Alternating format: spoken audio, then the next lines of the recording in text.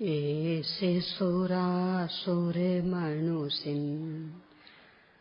वन्दिदं धोतिघायिकं विमलम् प्रणमामि बध्यमानं तीर्थं धम्मस्य कर्तारम् शेषे पुण्यतीर्थैरे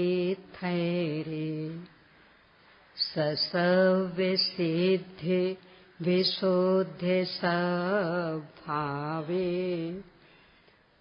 समनेयनानदंसन् चरितितो वीर्यायारे ते सवे समगं पत्तेगमेव पत्तेगम् वन्दामि वटन्ते अर्हन्ते मानुषे खेते केचा अर्हन्ताणम् सिद्धाणं तैर्नमोगणहराणम् अज्जावैवगाणम् साहूणं चेवेशवेशिं तेसिं विशुद्धिदंसन् नानिपहाण समं समासेज्य ओवेशम्पेयामि सम्मं जक्तो निर्वाण सम्पत्ति। ओम ह्रीं श्री अरहंत सिद्ध आचार्य उपाध्याय साधु पंच परमेष्ठिभ्यो नमो नमः। अपना जीवन सुख शांति में बनाने हेतु सुखमय जीवन जीने की कला, सुखी होने का राज, इसे समझने के लिए संपूर्ण जिनागम के सार रूप में 5 बिंदुओं पर चर्चा का अपना मानस हुआ है। संयोगों की असारता, विभावों की विपरीतता, पर्यायों की पामरता, स्वभाव की सामर्थ्य और क्रमबद्ध पर्याय। इनमें से समय सीमा के अंतर्गत संयोगों की असारता पर अपन चर्चा कर चुके।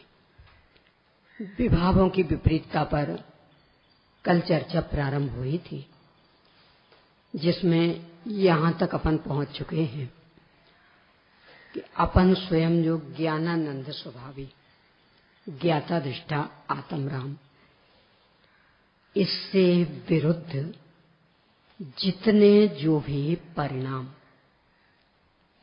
चाहे वे शुभाशुभ भाव रूप हों, चाहे मिथ्या दर्शन अविरति प्रमाद कषाय योग रूप हों, चाहे कषाय की मंदता तीव्रता रूप हों, और चाहे उन्हें आश्रव बंध पुण्य पाप की भाषा दी जाए, ये सभी परिणाम अपने स्वभाव से विरुद्ध परिणाम हैं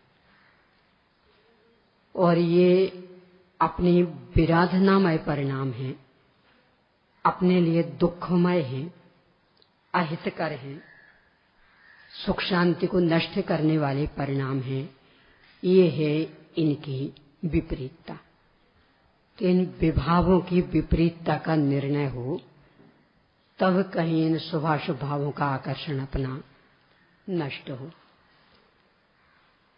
कैसे निर्णय करें, इस पर अपन चर्चा कर रहे थे। इसका निर्णय करने के पूर्व एक विषय पर अपन ने चर्चा की थी कि तत्व का निर्णय अलग ढंग से होता है और प्रायोगिक प्रक्रिया अलग ढंग से होती है। निर्णय में शिथिलता समझौता के लिए अवसर नहीं रहता। वहां तो दो टूक, पूरा अकाट। और प्रायोगिक प्रक्रिया जैसी परिस्थिति होगी, जैसा वातावरण होगा, उसके अनुसार हम सामंजस्य स्थापित कर लेंगे। जब प्रायोगिक प्रक्रिया की बात आएगी, तब तो ये कहा जाएगा कि यदि अपने स्वभाव में पूर्ण स्थिर नहीं रह पाते हैं, तो बुद्धि पूर्वक अशुभ से बचकर शुभ में प्रवृत्ति करो। स्वयं आचार्य कुंद कुंद स्वामी ने अष्टपाहुड़ के मोक्ष पाहुड़ नामक प्रकरण में इस बात का उल्लेख किया, वर वह तवे ही, इस तरह की गाथा लेके। उस गाथा का संस्कृत अनुवाद आचार्य पूज्यपाद स्वामी ने अपने इष्टोपदेश नामक ग्रंथ में लिखा। तो ऐसा लिखते हैं वे, वरम वृतैर्पदम देवम नावृतैर्वत नारकम छाया तपस्थयोर्भेदा प्रतिपालय तोर महान। बहुत सीधा साधा। कोई एक व्यक्ति किसी दूसरे का इंतजार कर रहा है, यानी मान लो ऐसा नहीं कि एक को इस तरफ से आना है, दूसरे को इस तरफ से आना, और दोनों को मिलकर जाना यहाँ है। तो सोचा मिलकर के जाएंगे, तो आकर के एक जगह निश्चित की कि भाई यहाँ आके मिलना।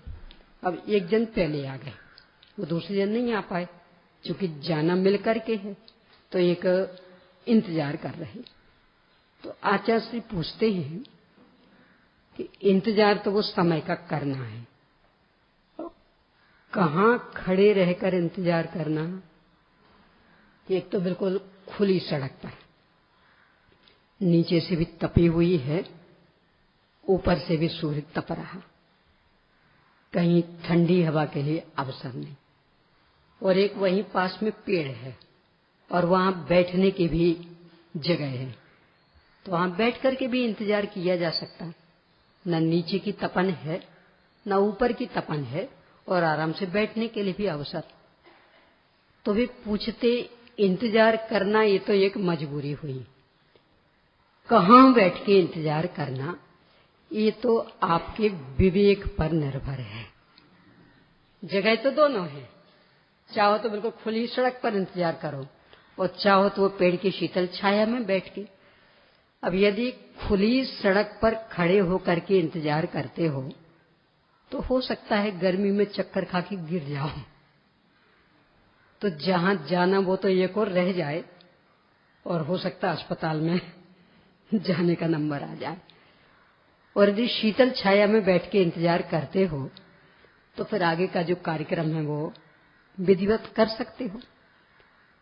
कहाँ जाके इंतजार करना ये अपने विवेक से निर्णय करना। छाया आतप स्थेयो, कि छाया में बैठ के कि गर्मी में खड़े होकर। फल बताया, अशुभ भाव को उपमा दे रहे हैं आतप की, और शुभ भाव को उपमा दे रहे हैं छाया की। और जो इंतजार करना है ना, वो शुद्ध उपयोग स्वरूप में लीनता का। चाहे के अनुसार तो लीनता होने वाली नहीं है, वो तो भूमिका अनुसार पुरुषार्थ के अनुसार ही होगी। तो जब तक परिपूर्ण लीनता नहीं हो पाई, तब तक इंतजार करना है। तो या तो अशुभ में रह के इंतजार करो या शुभ में। वे लिखते, यदि अशुभ में रह के समय बिताया तो बाद में नरक पहुंचेंगे, यानी वो चक्कर खा के गिर गए। यहां थोड़ी सी प्रतिकूलताएं सहन नहीं होती। नरक मतलब वह क्षेत्र की जहां सर्वांग प्रतिकूलताएं हर तरह की, चाहे वो क्षेत्र वाली हो, चाहे शरीर वाली हो, चाहे अन्य नार के जीवों वाली हो, चाहे भूख प्यास की, यानी सब तरह की प्रतिकूलता वाले स्थान का एक नाम है नरक। तो वहां फिर काम करना कितना कठिन हो जाएगा। और यदि शुभ में रह के इंतजार करते हैं तो पहुंच जाएंगे देवगति में। वहां एक तो लौकिक अनुकूलताएं भी और दूसरे भगवान के समोसरण में जाने के लिए भी अवसर है। वहां भी धार्मिक चर्चा वार्ता का अवसर, यानी बहुत बहुत अवसर है। तो इंतजार करना तो कहाँ रह करके करना, कहाँ रहकर खड़ा होकर करना, ये अपने को विवेक से निर्णय करना पड़ेगा। तो ये इंतजार करने में तो बात लागू पड़ेगी। तो उसके लिए तो यही कहा जाएगा कि बुद्धि पूर्वक अशुभ से हटकर शुभ में आना। पर विभावों की विपरीतता में अभी इंतजार की बात नहीं है, या तो निर्णय की बात, कि निर्णय ये करना कि यथार्थ सुख शांति में दशा तो शुद्धोपयोग है, उसके सामने शुभ अशुभ दोनों एक जैसे ही।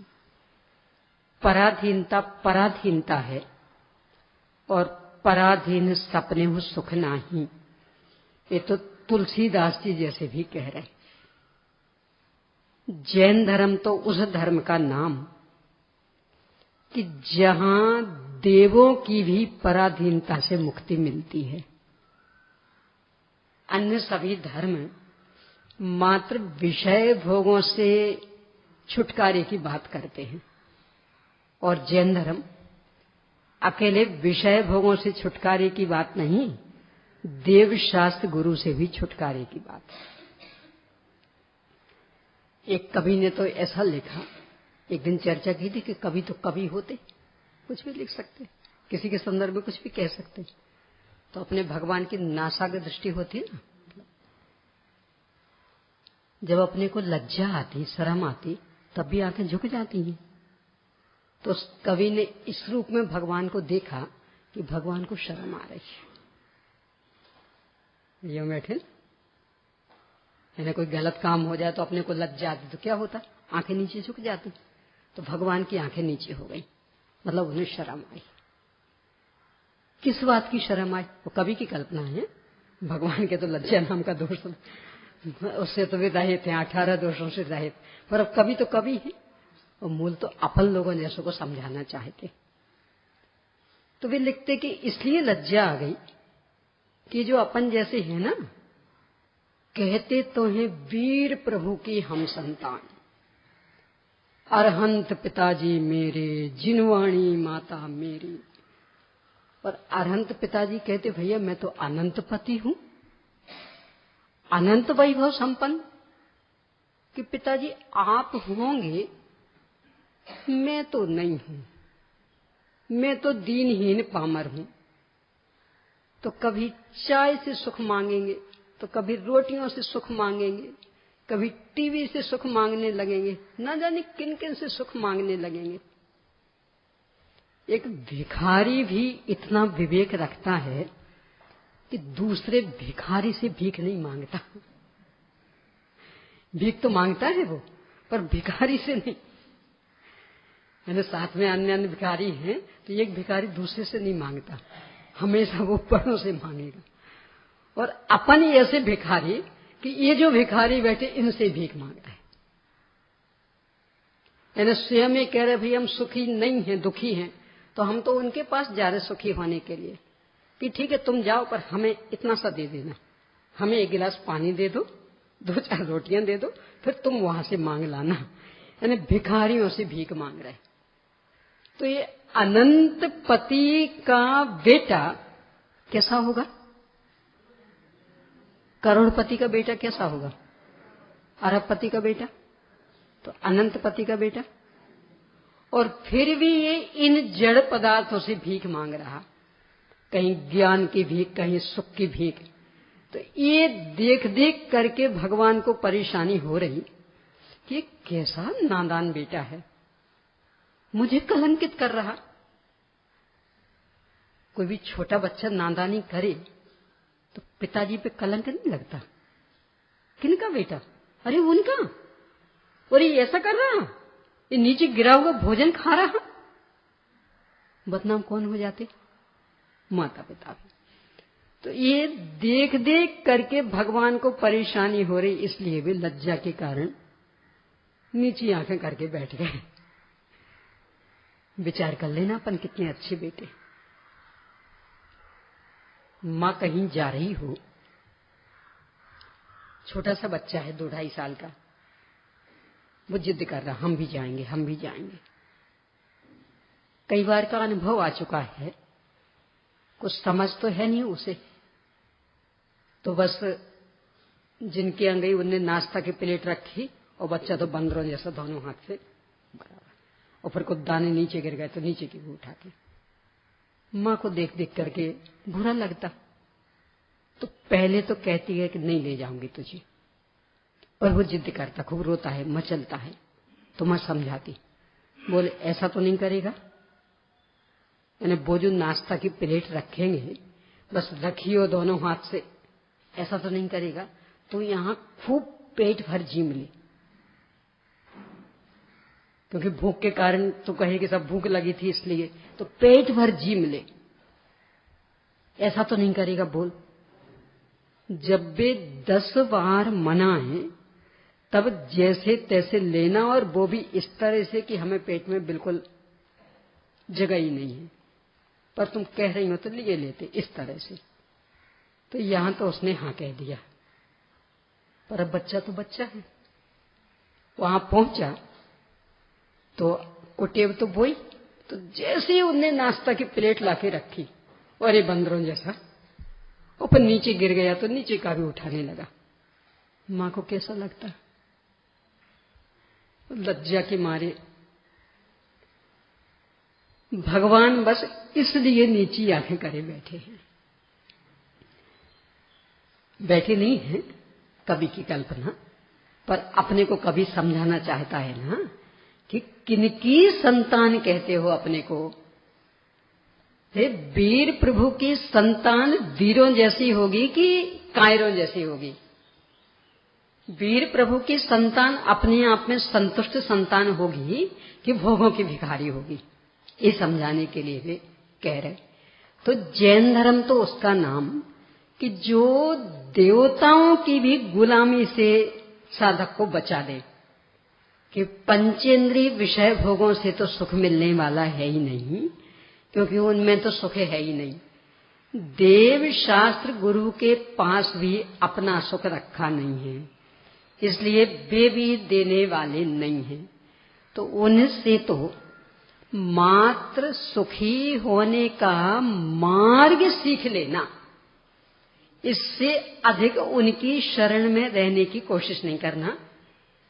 वे जिसकी शरण में हैं उसकी शरण में जाने का प्रयास करना। भगवान किसकी शरण में? अपनी शाश्वत ध्रुव सत्ता की शरण में। इसके बल पर वे अनंत सुखी, अव्याबाद सुखी।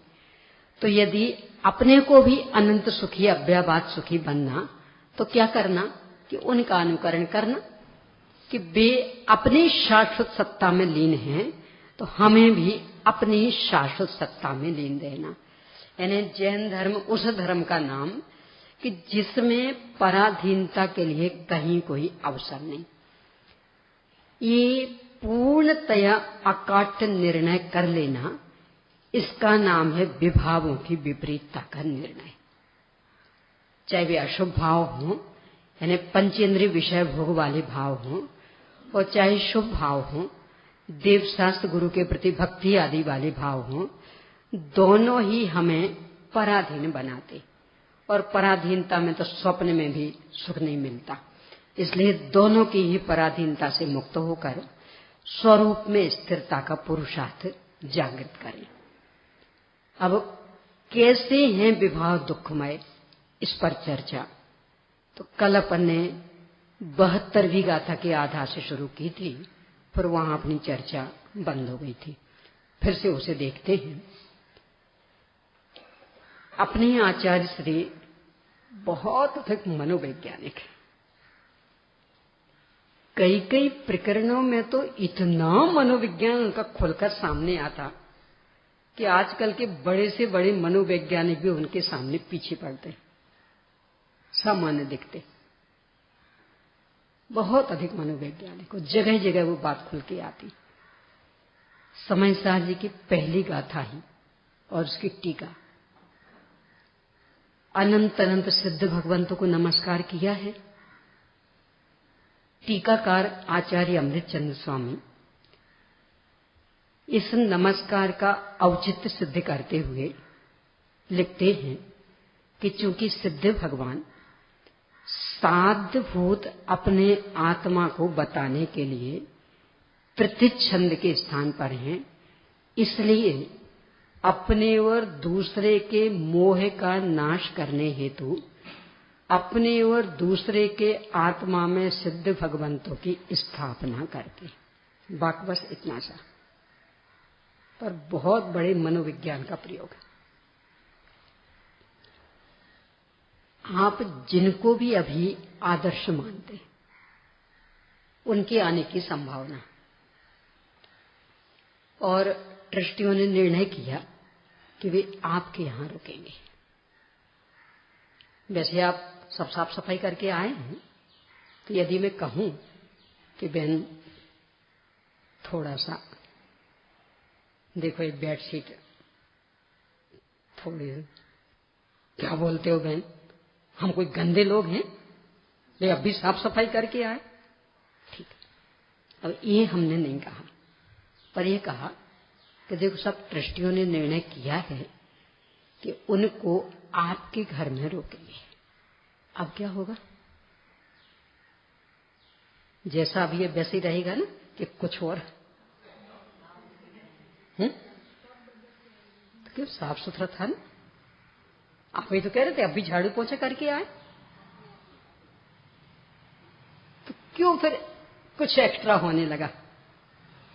यानी आपके मन ने स्वीकार कर लिया कि उनके हिसाब से तो गंदा है, और इसीलिए ना, तो जब मैं कह रही थी तब क्यों नहीं माना था? यही तो मैं कह रही थी ना कि देखो वो बेडशीट, देखो वो फर्श, तब तो कह नहीं हम तो साफ सुथरे लोग, हमें आपने क्या समझ रखा, हम लोग कोई गंदे लोग हैं? और जहां कहा कि उनको रोकना है, तो उनके प्रति आपके मन में जो महिमा है, लगता है कि उनके हिसाब से तो अभी साफ नहीं है, तो कुछ एक्स्ट्रा होने लगता। आचार्य अमृतचंद्र स्वामी कहते हैं कि हम इनसे सीधा कहें कि तुम्हारा मन मंदिर गंदा है, तो हो सकता है लड़ने बैठ जाए। क्या समझ रखा हमें, हम लोग गंदे लोग हैं?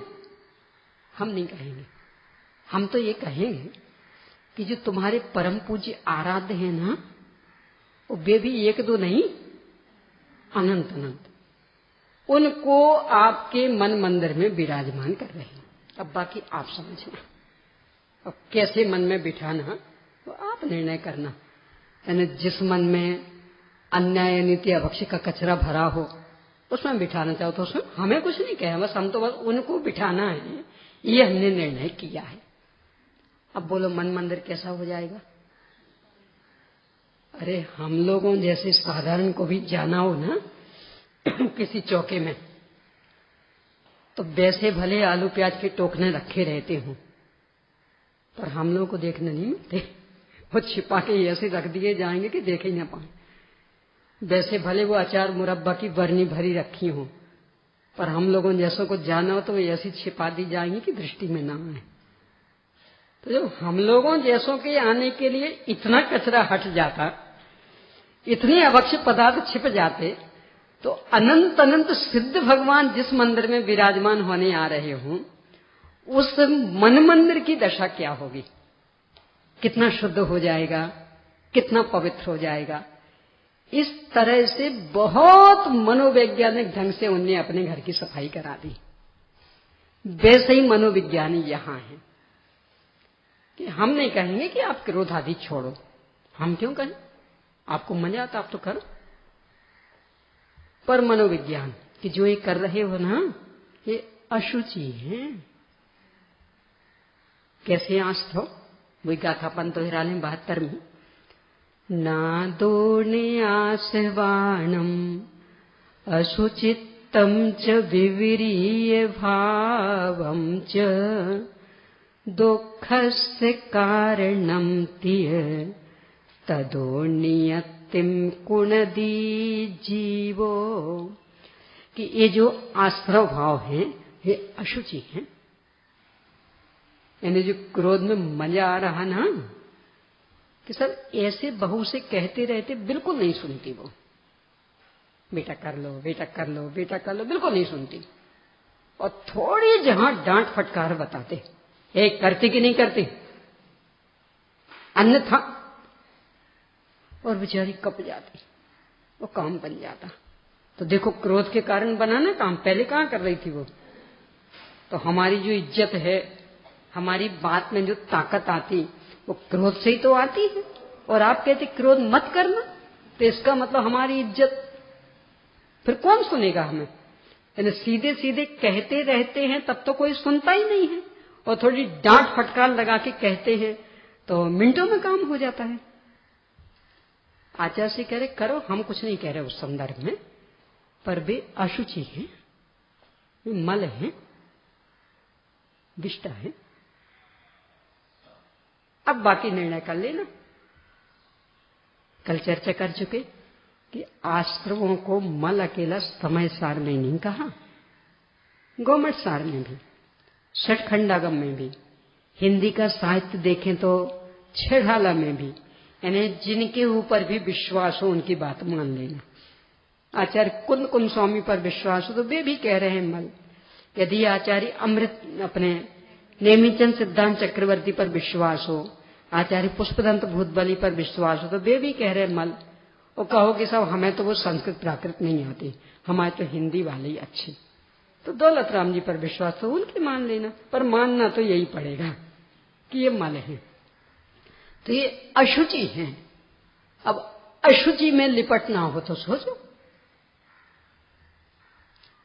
गुरुदेव से एक उदाहरण दिया करते थे अपनी प्रवृत्तियों को स्पष्ट करने के लिए, सबका भुक्तभोगी उदाहरण है।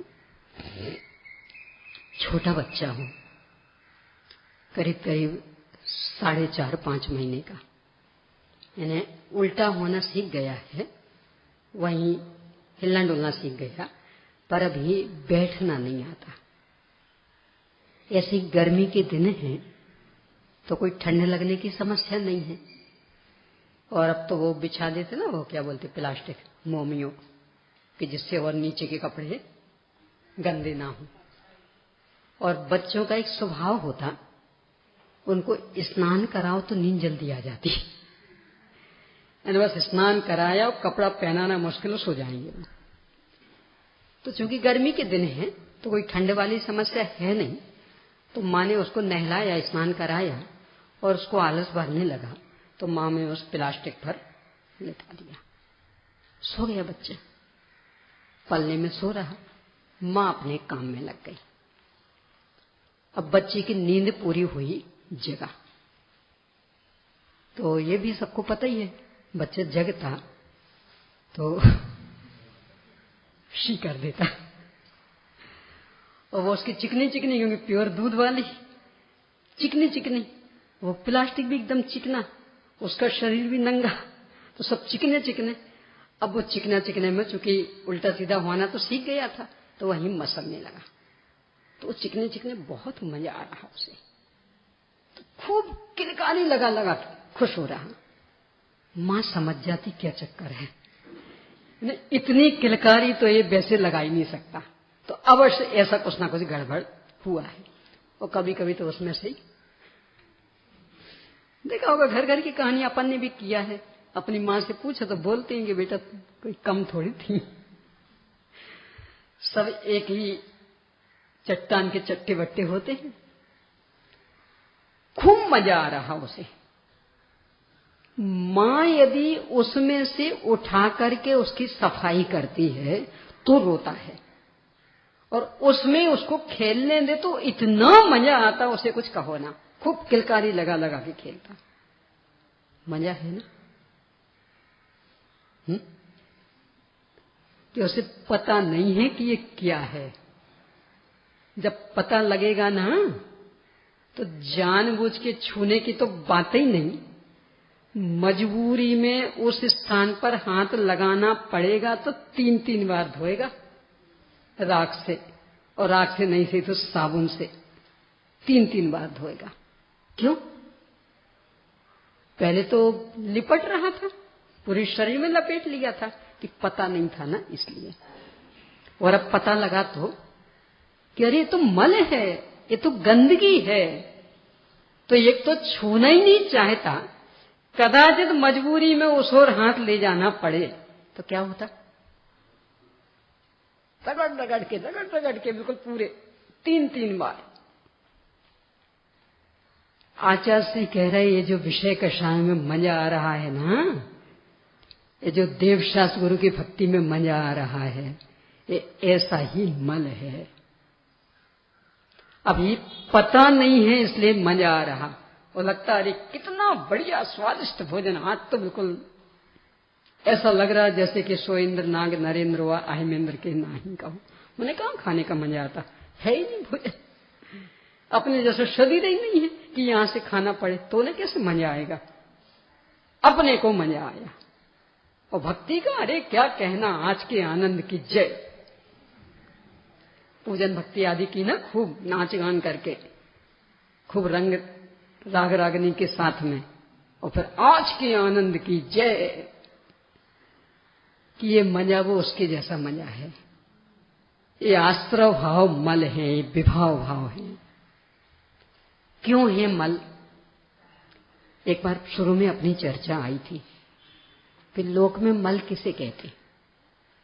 अपन जो भोजन करते हैं और वो पूरा नहीं पचा, उस समय पचने की भी बात बताई थी कि जिसे अपन पचना कहते, धर्म उसे पचना नहीं कहता। यानी अपन तो यदि दस्त लग जाए, उल्टी हो जाए तो कहते पचा नहीं, और ये सब कुछ नहीं हो तो तब तो पच गया। धर्म उसे पचना नहीं कहता। तो किसे कहता पचना? कि आहार तो हो पर निहार बिल्कुल ना हो, यानी पूरा का पूरा शरीर स्वीकार कर ले, कुछ भी नहीं निकाले कहीं से भी, यानी 9 द्वारों में से कुछ भी गंदगी नहीं निकले, उसको कहते हैं पचना। अपना कहाँ पचता? अपना तो कितना सारा निकल जाता, तो कहाँ पचा? तो जो ये भोजन किया वो जब नहीं पचता है तो पेट में पड़े पड़े सड़ गल करके निकलता है, बदबू वाला हो जाता, उसको अपन कहते हैं मल। यानी मल किसे? कि जो भोजन किया वो पचा नहीं तो पेट में सड़गल करके फिर बाहर निकला बदबू लेते हुए, तो उसका नाम मल। ऐसे ही यहां कि मूल में अपना भोजन है ज्ञान। जीव है ना अपन, तो कौन सा आहार करते? ज्ञान। एक योगी ऐसे ही असन बनावे, आप बनावे, आप ही खावे, खावत ना ही अघावे, एक योगी ऐसे ही असन बनावे। कौन सा असन? ज्ञान। बस सहज ज्ञान ज्ञान ज्ञान ज्ञान, सारा लोकालोक जानने में आ जाए तो भी कहीं कोई परेशानी नहीं। तो यही ज्ञान अपना भोजन अपन ने जाना पर पच नहीं पाया। पच नहीं पाया मतलब इनको हमने जाना, तो जान लिया बस कि ऐसे नहीं रह सकते हम। ऐसे रंग की साड़ी क्यों खरीदी? वो दूसरे रंग नहीं थे, ये अच्छे नहीं लगते। इसका नाम है वो ज्ञान पच नहीं पाया। यानी ये भी पक्का पता कि हमें पहननी नहीं है, और उन्हें तो सबसे बढ़िया लगा होगा ये रंग, तब तो उन्हें अपना जेब खाली किया ना। और हमें तो पहनना नहीं है, अरे रखना भी नहीं है, हमें हमारे सामने टंगनी भी नहीं है, यानी किसी भी रूप में तो हमारे संपर्क में नहीं आनी है ना, तो हमें क्या मतलब? पर फिर भी ऐसी बेमतलब की चीजों को लेकर के भी परेशान होते रहते कि नहीं? उनके रंग को देख के, उनके रूप को देख के, कहाँ रखी है इसको देख के, यानी बिल्कुल बेमतलब की चीजें, यानी जो अपने को पहनना है, अपने संपर्क में आ रही हैं, कदाचित वहां अच्छा बुरा करें तो फिर भी समझ में आता है, तो नहीं वो उचित, पर फिर भी कि चूंकि हमें 24 घंटे उसके बीच में रहना है तो फिर भी कदाचित समझ में आ जाए।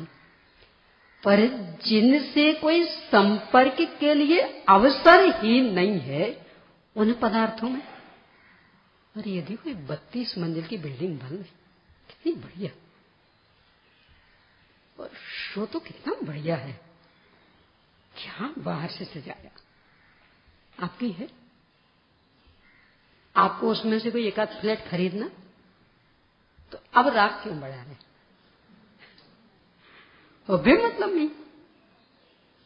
चलो जाके देख तो आए, तो आपको लेना है क्या? कि नहीं, लेना नहीं है। क्यों देखना? वो जो उसमें आरंभ परिग्रह का पाप हुआ है, देख करके उसकी अनुमोदना क्यों करना? कि नहीं, सब कम से कम देखने का ही मजा लूट ले, आंखें तो तृप्त हो ही जाएंगी। बस ऐसे करते रहते हैं, यानी वो ज्ञान पच नहीं पाता अपने को, और राग द्वेष रूप गंदगी में परिणमित होकर के निकलता। ऐसा हर चीज में लगाना, यानी सारी कषाएं, मिथ्यात्व, असंयम। वैज्ञानिक लोग कहते हैं कि जितने भी ये हमने भौतिक संसाधन निकाले हैं, वे मात्र इसके लिए कि देखो तो ज्ञान का अद्भुत चमत्कार, और इसीलिए उसको नाम दिया विज्ञान। कि एक पुद्गल में इतनी क्षमता कि इतना सा पुद्गल स्कंद और वो वर्तमान सारे विश्व को अपनी मुट्ठी में ले ले, तो हम तो ये बताने के लिए निकाले थे। अब अपन कि उसे हलो हलो करेंगे, उसको भोगे बिना चैन नहीं। जबकि वे स्वयं कहते, यानी हर भौतिक संसाधन के साइड इफेक्ट वे ही वैज्ञानिक बताते हैं जिनने उसको खोजा। यानी जिनने मोबाइल बनाया ना, वे कह रहे कि देखो मोबाइल से इतने इतने खतरे हैं, कान का कैंसर हो सकता है, मुंह का कैंसर हो सकता है, यदि यहां रखा तो कदाचित हार्ट पर भी उसका असर हो सकता, वे ही कह रहे। तो जब उनसे कहते फिर आपने बनाया क्यों था? कहते हमने भोगने के लिए थोड़ी बनाया था, हम तो ये बताने के लिए बनाया था कि ज्ञान में ऐसी क्षमता कि परमाणुओं का कैसा कैसा परिणमन हो सकता वो जान ले, और पुद्गल स्कंधों में क्षमता कि वो ऐसा ऐसा कमाल कर ले। तो हम तो ये बताने के लिए बनाया था, अभी भोगने क्यों लगा? इसका नाम है ज्ञान का पच नहीं पाना। ऐसा हर चीज में लगा लेना। ये इंटरनेट आदि जिन पे खूब खुश हैं ना, जितनी सुविधाएं हैं उतनी समस्याएं, यानी अब गुप्त रहने के लिए कुछ बचे ही नहीं। और भावना तो है कि गुप्त रहे सब, तो कितने कितने कितने कितने आइटम। वो बोलते ना अपना वो कौन सा नंबर बिल्कुल ऐसा रखना, याद रखना, ये रखना कि जिससे वो किसी को पता ना लग पाए। अब मान लो हमने याद रखा और बुढ़ापे के हिसाब से स्मरण शक्ति खत्म हो गई, अब क्या होगा? यानी किसी को पता नहीं लग पाया तो हमें भी पता नहीं लग पाया। अब हमारी संपत्ति किस काम आएगी? यानी कोई दूसरा नहीं निकाल सकता, इसके लिए हमने व्यवस्था की थी, पर इस स्थिति में पहुंच गए कि हम ही नहीं निकाल सकते, किस काम आएगी? और इस सारे साधनों का देखना, पंखा, कूलर, एसी, सब मजा आता है, ठंडी ठंडी हवा, पर वो शरीर को पूरा खोखला कर देता। यानी शरीर की सहन करने की क्षमता समाप्त हो जाती। अब वो ठंडी गर्मी में नहीं निकल सकते। कहते तो ये ही अपन कि हमने उन्हें भोगा, वास्तविकता क्या है? उनने हमें भोग लिया। यानी मानसिक शांति तो समाप्त हुई ही, शारीरिक क्षमता भी घट गई। आपको सहन नहीं होता, न ठंडी, न गर्मी, न मेहनत, कुछ नहीं। क्यों? भौतिक संसाधनों के उलझन में हर एक में लगा देना। यानी लिफ्ट लग गई तो पैर काम नहीं करते, और नहीं होती थी तो शिखर जी पे अभी भी वो डोली वाले और रोज 30 किलोमीटर आते हैं घूमते, और अपना पूरा काम धंधा कर लेते, और अपने को वो 1-1.5 किलोमीटर ही इतना भारी होता कि यदि मजबूरी में चले भी गए तो फिर अब 2-2.5 घंटे बेड रेस्ट। क्यों? सब थक गए बहुत ज्यादा, अब कुछ नहीं हो सकता। तो किसने किसको भोगा? वास्तविकता क्या थी कि ज्ञान अपना भोजन था, तो बस जान लेना था कि इसमें ऐसी क्षमता, इसमें ऐसी क्षमता, इसमें ऐसी क्षमता। भोगने के लिए कहाँ अवसर था, पर अपन मात्र जानने रूप नहीं रह पाए, उसको भोगने के चक्कर में उलझ गए। इसका नाम है ज्ञान हमें पचा नहीं। और जब भोगने के चक्कर में उलझते हैं तो अनुकूलता प्रतिकूलता का व्यवहार होने लगता, राग द्वेष खड़े हो जाते हैं, क्रोध आदि कषाएं खड़ी हो जाती, यानी वो हमें अपना भोजन पच नहीं पाया। इसलिए इन विकारों को कहते हैं अशुचि, यानी वो अपच वाला माल है, वो अजीर्ण वाला माल है। और जब अजीर्ण होता तो क्या क्या हालत होती, डकारें खट्टी आएंगी, पेट भारी रहेगा, माथा भारी रहेगा, जहां देखो वहीं से परेशानी परेशानी परेशानी। तो ये राग आदि से भी यही हालत हो रही, एक सेकंड की भी चैन मिलती, आकुलता आकुलता आकुलता। आचार्य श्री कह रहे होते हुए विकारों के संदर्भ में, यदि इस दृष्टि से विचार किया कि ये जो हमारा ज्ञान रूपी भोजन है, ये हम पचा नहीं पाए, उसका अजीर्ण हो गया, अपच हो गया, इसलिए विकार पैदा हुए, यानी ये अशुचि हैं, ये मल हैं। तो कौन बुद्धिमान मल से चिपकना चाहेगा? कौन बुद्धिमान मल में लौटना चाहेगा? उसका संपर्क करना चाहेगा? अरे धोखे से हो जाए तो साफ करना चाहेगा। यानी कहीं मान लो कोई गंदगी कर गया हो, आप देख नहीं पाए, अपनी मस्ती में जा रहे थे, अचानक पैर पड़ गया, अब वो स्पर्श हुआ, अरे ये तो विष्टा, अब क्या होगा? बोला बिल्कुल सिर से स्नान। क्यों? अरे सब मल था। ये क्रोधादि विभाव मल नहीं लगते हैं, इसलिए अभी इनके प्रति गिलानी नहीं है। यानी विष्टा का स्पर्श हो जाए तब तो सिर से स्नान किए बिना मंदिर जाने का परिणाम नहीं आएगा, गंदा हो गया शरीर। और वहीं किसी बात में खूब झड़प हो गई हो, खूब बकबक कर दी हो, खूब गालियां बक दी हो, और फिर तत्काल कि मल लग गया ना, लगते ही नहीं कि मल लग गया, शरीर अपना लग रहा, तो मिथ्यात रूपी महामल लगा है ना, तो लगते ही नहीं कि महामल है। बस इसलिए विरक्ति नहीं होती, इसलिए मिथ्यात्व तो नहीं छूटता।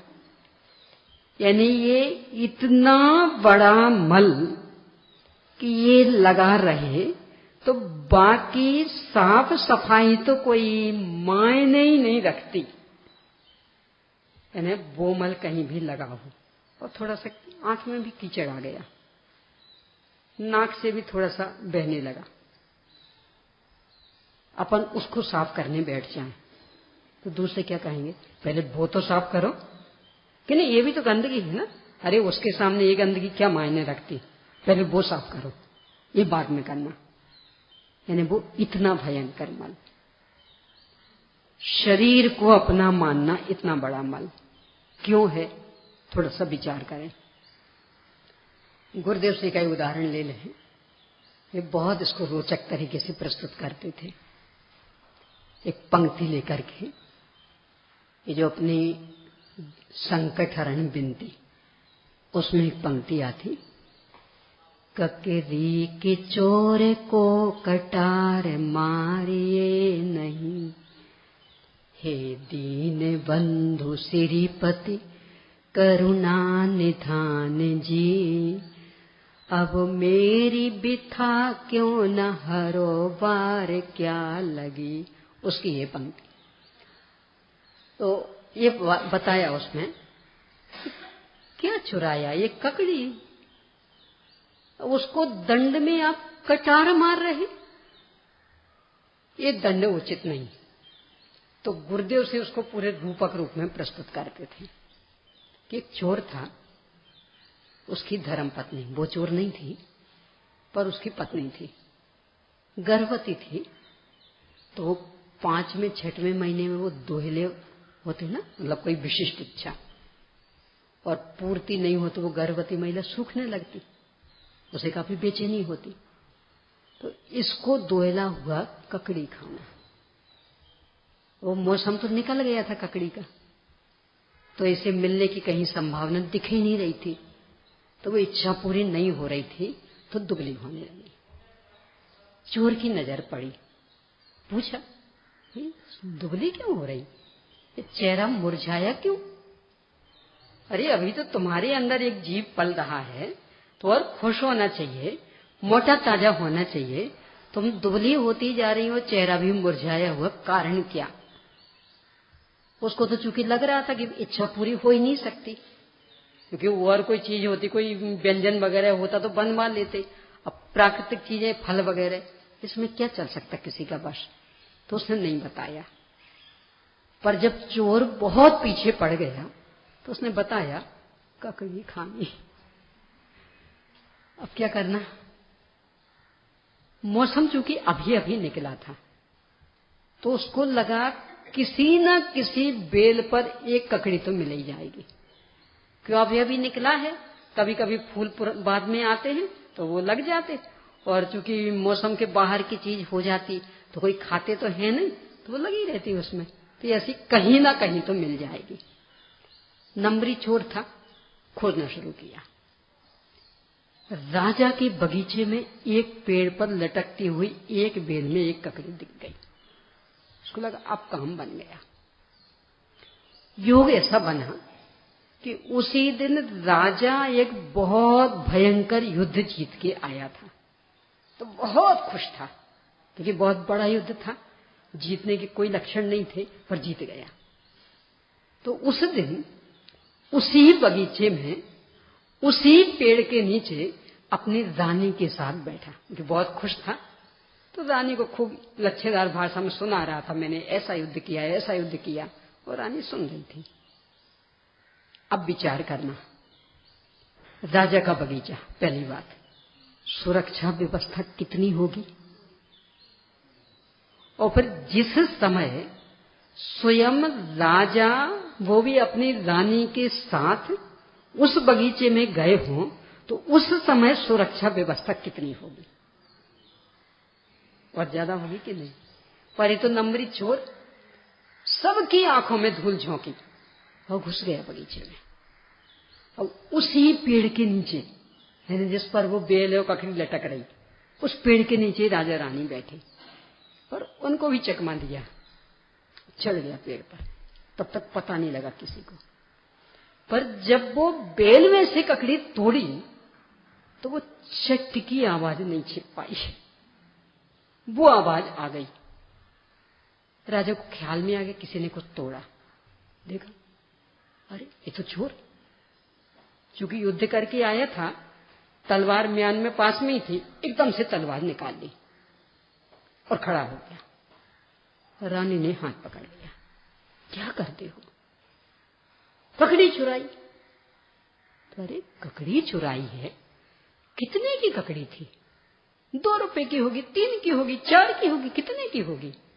और वैसे भी मौसम निकल गया, तो आपको तो खानी नहीं थी, तो मात्र 2-4 रुपए की चीज चुराई है और उसके लिए आप मृत्यु दंड, ये उचित नहीं।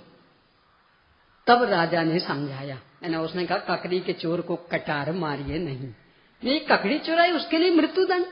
राजा ने समझाया, रानी तुम बहुत भोली है, ये ककड़ी चुराने का मृत्यु दंड नहीं है, ककड़ी तो ये ऐसे भी मुझसे मांग लेता तो फ्री में खुशी खुशी दे देता, पर ये इसका जो दुस्साहस कि एक तो मेरा बगीचा, कितनी सुरक्षा व्यवस्था, और जिस समय मैं तेरे साथ बैठा हूं उस समय कितनी सुरक्षा व्यवस्था, और इसके लिए इतनी सुरक्षा व्यवस्था भी कोई मायने नहीं रख पाई, सबकी आंखों में धूल झोंक करके ककड़ी चुरा ली, तो इतनी सुरक्षा व्यवस्था के बीच में मेरे बगीचे की एक ककड़ी सुरक्षित नहीं है, तो ये मेरी प्रजा कैसे सुरक्षित रहेगी? उनके पास तो इतनी सुरक्षा व्यवस्था भी नहीं है। ये तो बस जब तक किसी की संपत्ति पर इसकी निगाह नहीं बिगड़ी तब तक ही प्रजा खैर मना ले, और जिस दिन किसी की संपत्ति पर निगाह बिगड़ी तो ये तो साफ करने वाला। तो ये जो इसका दुस्साहस है, मृत्यु दंड की सजा इसकी है, एक ककड़ी चुराने की नहीं है। ककड़ी तो ऐसे भी मांग लेता तो मिल जाती। अब अपन देखें, अपन कहें भगवान बस इतना सा ही तो पाप किया कि जो प्राप्त शरीर है उसे हमने अपना मान लिया, तो कौन सा बड़ा पाप कर दिया, तो इसके फल में निगोद क्यों भेजते आप?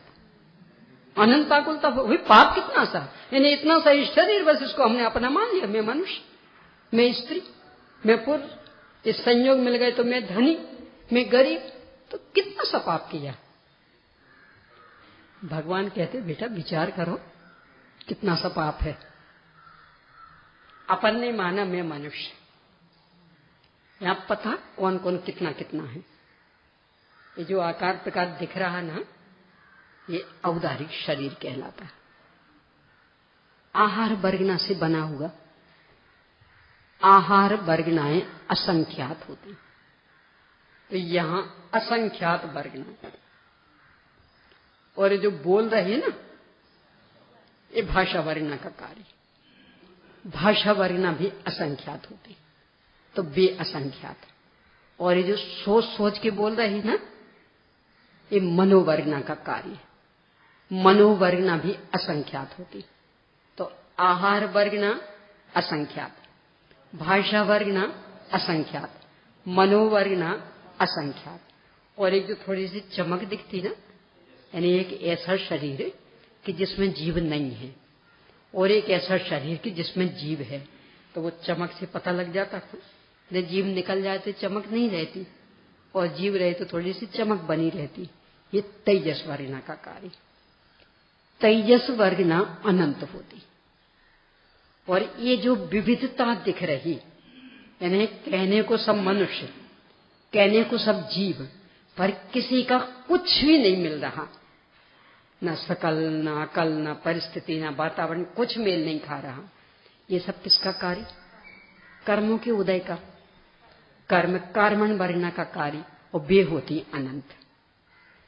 यानी असंख्यात आहार वर्गना, असंख्यात भाषा वर्गना, असंख्यात मनोवर्गना, अनंत तेजस वर्गना, अनंत कार्मण वर्गना, इन सब का एक समूह, मतलब अनंतानंत वर्गनाएं।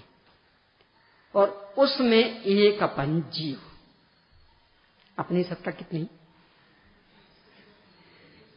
यानी ये अनंत अनंत वर्गनाएं और अपन एक, और इस एक के बल पर कहा मैं मनुष्य। तो बाकी अनंत अनंत की सत्ताएं कुछ मायने नहीं रखती, मैं हूं ना। तो अपने जैसी अनंत सामर्थ्य संपन्न अनंतानंत सत्ताओं पर अपना अधिकार जमाने का प्रयास, उन्हें अपने रूप मानने का प्रयास, कितना बड़ा दुस्साहस है। और वे कोई छोटी मोटी सत्ताएं नहीं है कि छोटी हैं, किंतु अपन तो ज्ञान वाले, बेके तो जड़, तो जड़ छोटी सत्ता होती। इसी प्रवचनसार में है दूसरे अधिकार में कि यदि चेतन चेतनता के कारण चिदेश्वर है, तो जड़ भी जड़ता के कारण जड़ेश्वर है। यानी है सब ईश्वर, प्रभुत्व शक्ति सब में विद्यमान, ईश्वरता से कम कोई नहीं है। तो एक हम ईश्वर, और ये अनंत अनंत ईश्वर, अनंत अनंत वर्गनाएं होगी ना। और चूंकि मैं जानने वाला, वो ये तो जानते नहीं है, तो ये हमारा प्रतिरोध तो कर नहीं सकते हैं, हमारे विरोध में कुछ बोल तो सकते नहीं। इतने से के बल पर इन सब पर अधिकार करने का प्रयास। और बात इतनी नहीं है, आज ये मिला है तो इस पर, पहले कोई दूसरा मिला था तो उस पर, कल कोई और दूसरा मिल जाएगा तो उस पर। आज इसके संयोग वाले माता पिता घर कुटुंब आदि तो इन पर, कल दूसरे के संयोग वाले माता पिता घर कुटुंब आएंगे तो उस पर। यानी कोई एक तक ही सीमित रहता हो ये बात नहीं, कितनों पर अपना अधिकार जमाता, कितना दुस्साहस। ये अनंत आकुलता की सजा इसकी है। लगता तो इतना सा, अरे सब क्या ज्यादा अपराध किया, बस मैं मनुष्य हूं ऐसा मान लिया, अब इतने सी के बल पर ही सब मिथ्या दर्शन हो गया, अनंत आकुलता वाला है, अनंत कर्मों का बंद कराता है, अनंत काल तक संसार में रुलाएगा। तो गलती कितनी सी हुई कि जरा उसका विश्लेषण करो तो पता लगेगा कि गलती कितनी सी हुई।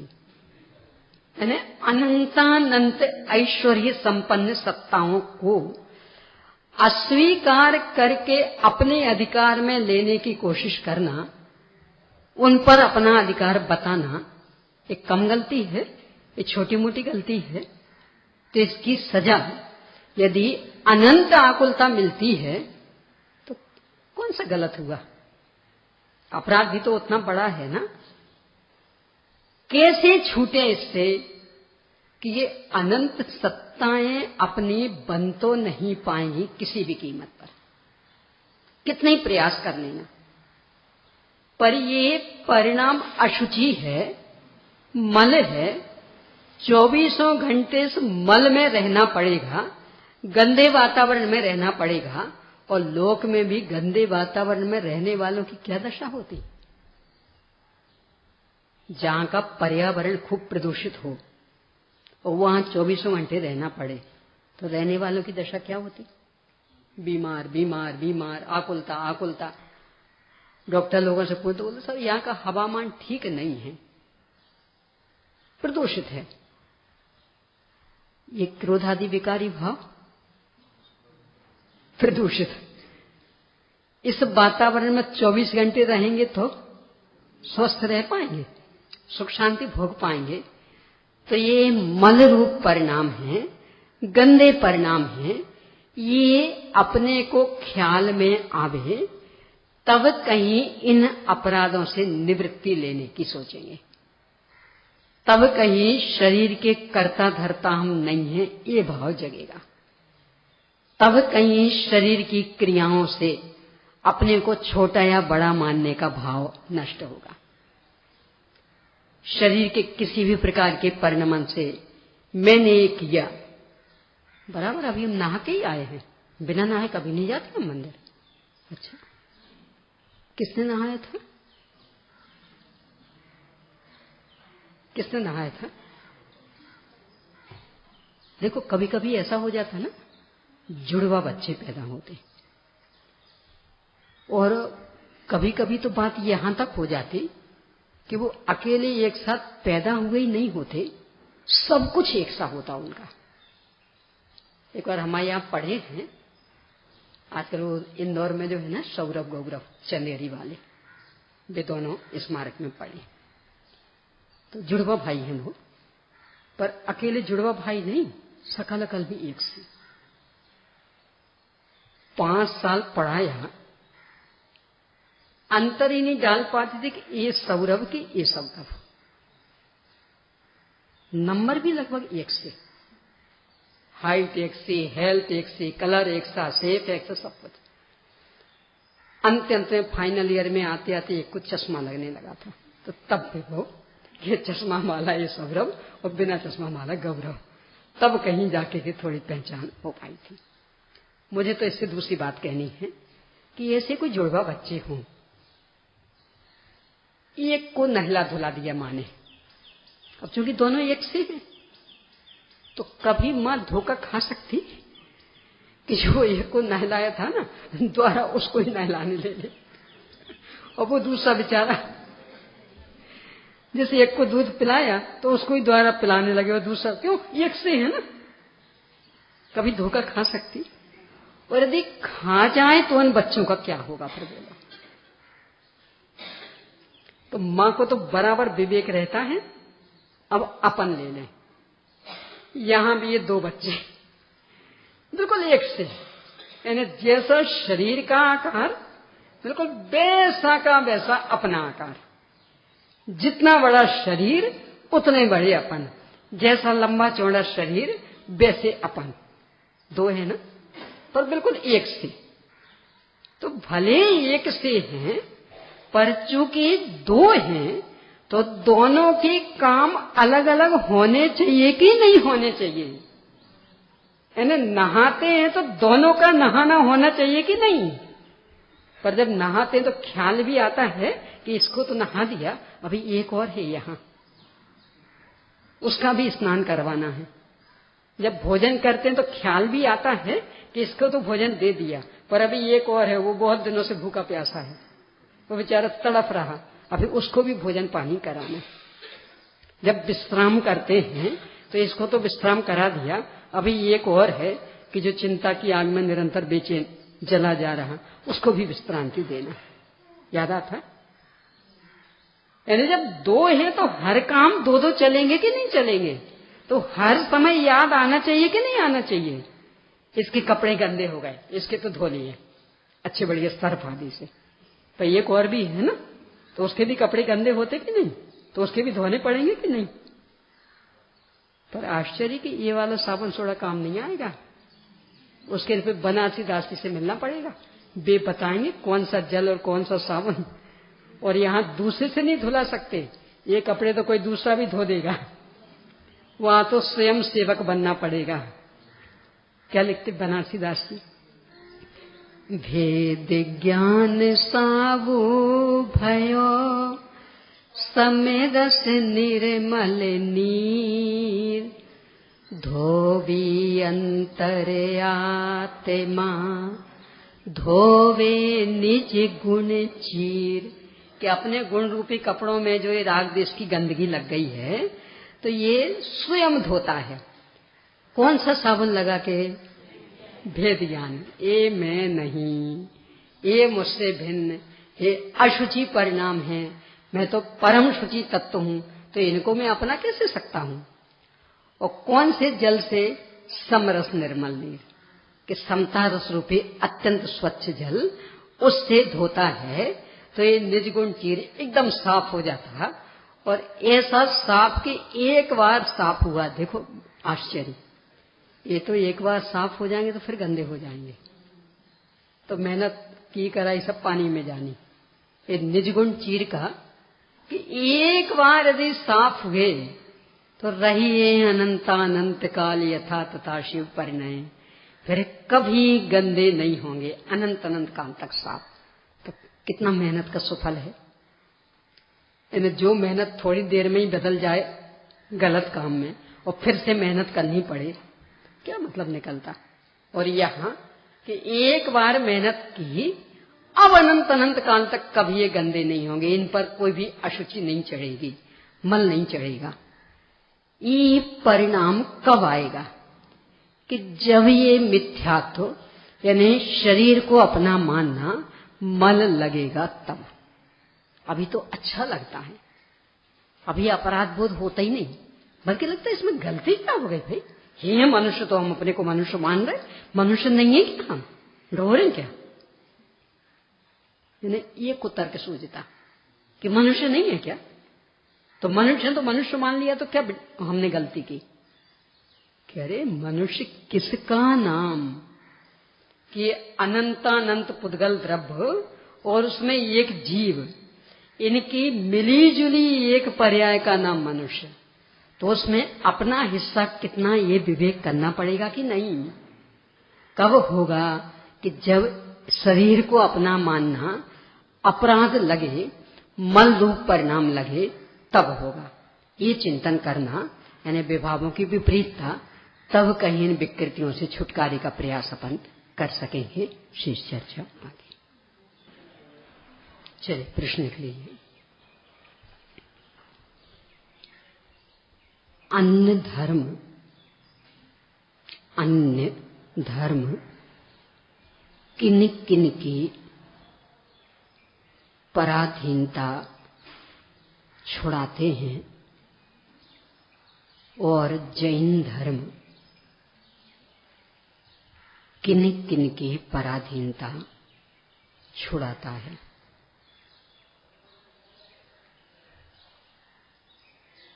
अगला, आचार्य श्री की अद्भुत मनोवैज्ञानिकता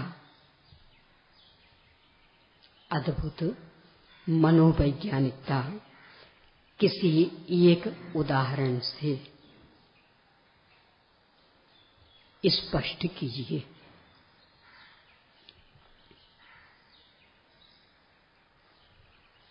अगला,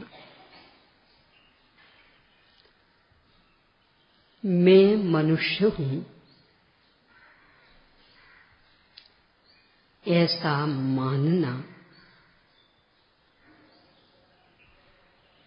सबसे बड़ी, मैं मनुष्य हूं ऐसा मानना सबसे बड़ी गंदगी क्यों है? बस।